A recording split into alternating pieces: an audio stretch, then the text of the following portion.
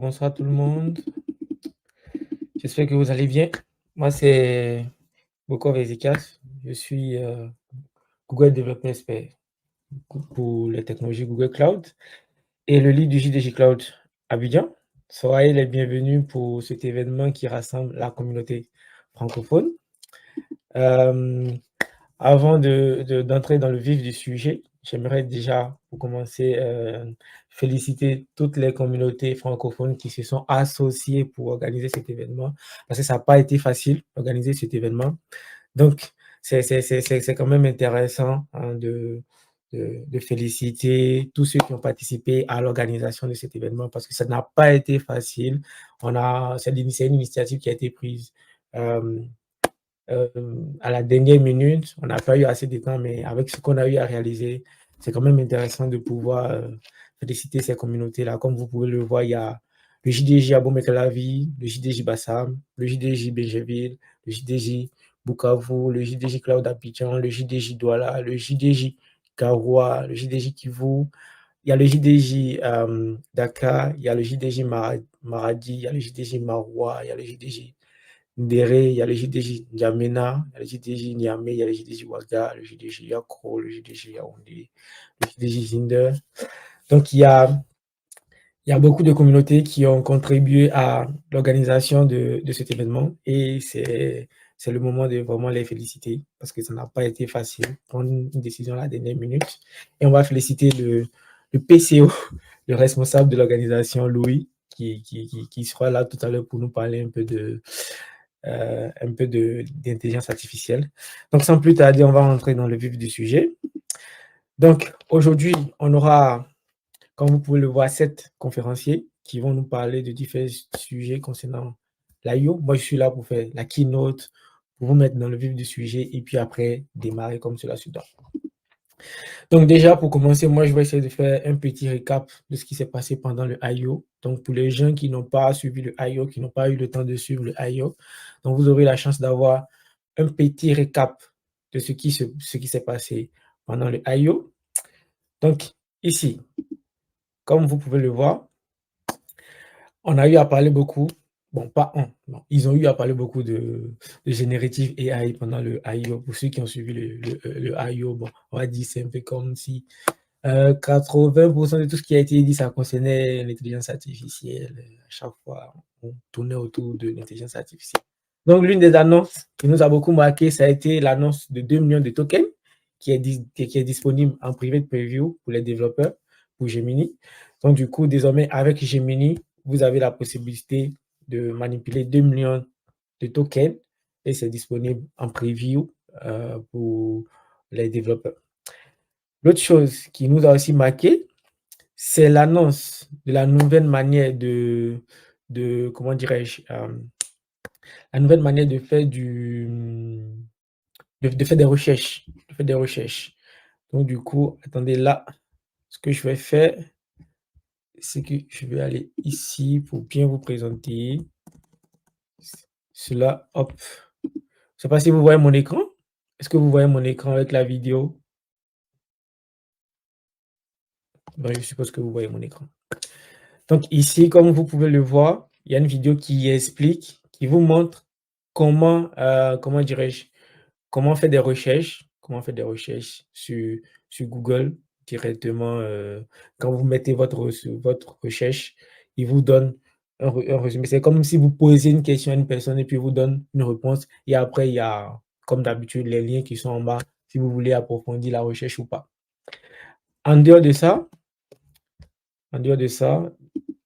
nous avons eu droit aussi à l'introduction de Gemini dans Google Photos. Donc, désormais, dans Google Photos, vous pouvez poser une question. Par exemple, je cherche les photos de telle personne sur une moto, par exemple. Donc, du coup, il vous affiche les photos de la personne sur une moto.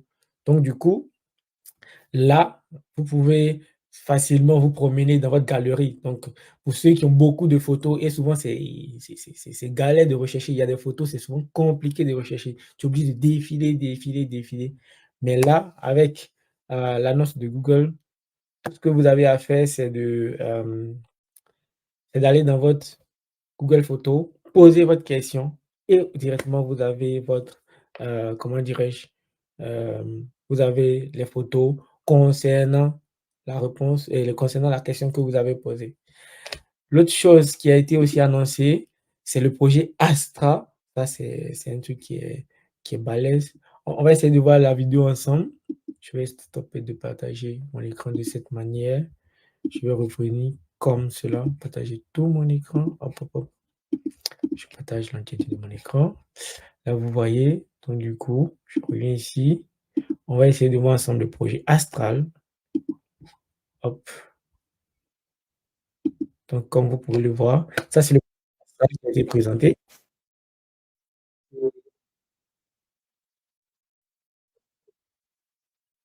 Elle prend la vue de ce qu'il y a autour d'elle et puis elle pose des questions sur ces choses-là. Donc, imaginez, vous êtes dans votre chambre, vous cherchez quelque chose, vous cherchez, vous n'arrivez pas à trouver. Vous prenez votre téléphone, vous tournez ça dans tous les sens, il faut lui poser la question: «Eh beh, je cherche telle chose». Donc, il est capable d'aller chercher ce que vous ch il est capable d'aller de vous dire ce que vous cherchez, en fait. Donc du coup, tu lui dis: «OK, où j'ai déposé mon bic, où j'ai déposé ma montre, où j'ai déposé mon téléphone», il est capable de vous le dire. Je sais pas si vous voyez? Donc c'est vraiment, quelque chose de magnifique. Je sais pas si vous vous rendez compte de l'innovation. Hop, je ne sais pas si vous vous rendez compte de l'influence, quelque chose de magnifique.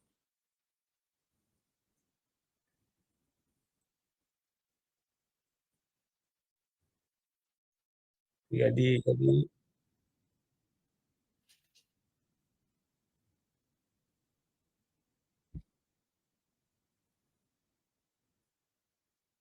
ouais, là, elle lui pose la question: «Est-ce que tu te rappelles de là où j'ai mis mes lunettes?» Et puis on lui dit que ses lunettes sont à côté de la pomme. Puis on précise, il arrive même à préciser la couleur de la pomme. Donc juste imaginer.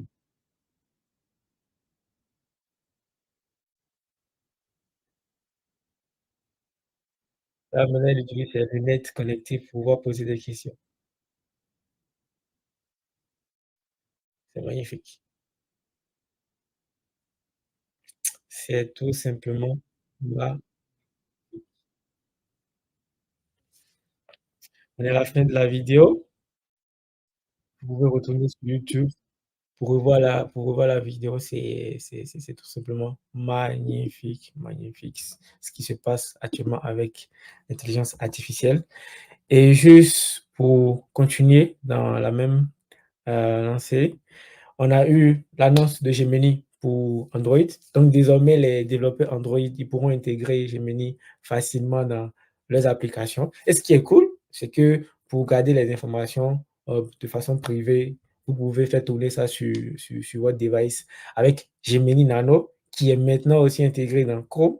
Donc désormais, vous aurez Gemini Nano dans Chrome et vous pouvez poser des questions sur des choses parce que souvent, tu as envie de faire un truc dans Chrome, si tu sais pas, tu vas comment on appelle ça? Dans la partie chat, tu poses la question. En fait, l'intégration de Gemini dans à peu près tous les outils de Google, ça va beaucoup nous faciliter la vie parce que, beh, au lieu de passer notre temps à chercher des choses qu'on a l'habitude de prendre beaucoup de temps à chercher, tourner dans tous les sens, aller sur Google, faire des recherches, on a juste qu'à poser la question directement dans l'outil et puis on a la réponse. Donc là, il y a l'annonce de Gemini Nano dans Google Chrome.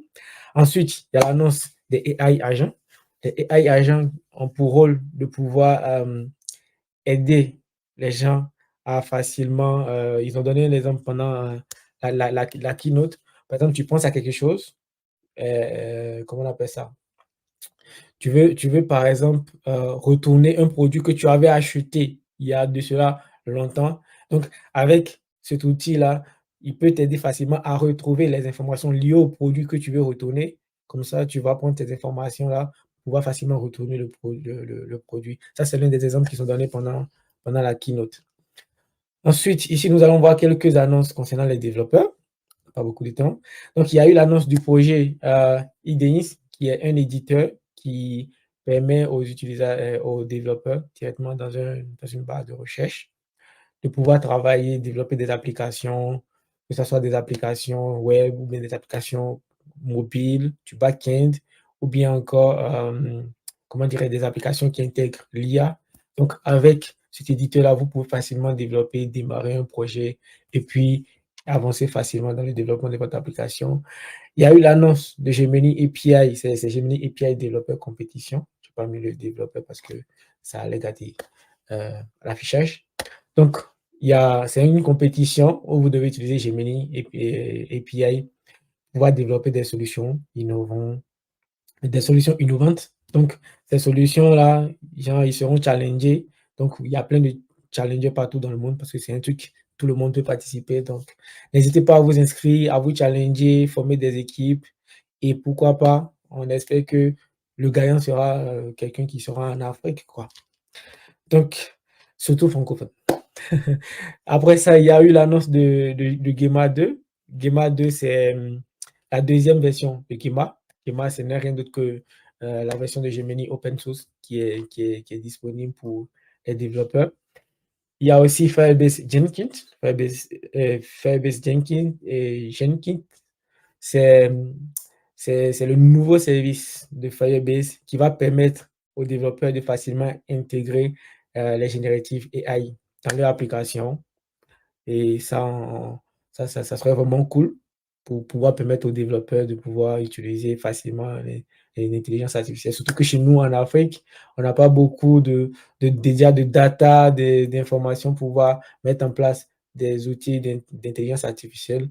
Facilement, avec ce genre d'outils, on peut développer des solutions basées sur l'AI pour pouvoir résoudre les problèmes qu'on rencontre chez nous, dans nos localités et tout. Donc après ça, nous avons l'annonce de Firebase Data Connector, qui est un truc assez intéressant parce que cela va permettre désormais à ceux qui utilisent beaucoup Firebase de pouvoir utiliser une base de données relationnelle qui sera sur, comment dirais-je, Google Cloud, parce que c'est un truc qui est lié à Cloud SQL, qui est un service de Google Cloud.